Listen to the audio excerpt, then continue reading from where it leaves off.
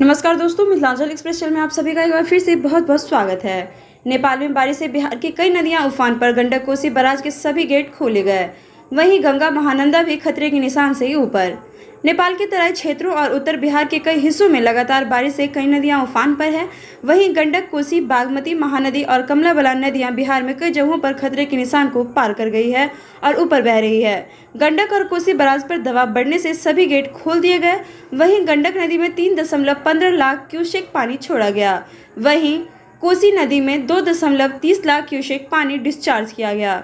गंडक नदी में हर घंटे 2 सेंटीमीटर तो कोसी में हर घंटे 1 सेंटीमीटर पानी बढ़ रहा है और इन नदियों में भारी मात्रा में बारिश का पानी आने के बाद कोसी के वीरपुर बराज और गंडक के वाल्मीकि नगर बराज के सारे गेट खोल दिए गए और इससे निचले इलाकों में बाढ़ की स्थिति बन गई है और गंडक नदी गोपालगंज में खतरे के निशान से 28 सेंटीमीटर ऊपर बह रही है। वहीं अगर कोसी की बात करें तो कोसी नदी सुपौल में खतरे के निशान से 1.43 मीटर और खगड़िया में 51 सेंटीमीटर ऊपर बह रही है। बिहार की कई नदियों में डेंजर लेवल पार करने की वजह से जल संसाधन विभाग ने पूरे सूबे में अलर्ट जारी किया है। तटबंधों की निगरानी बढ़ा दी गई।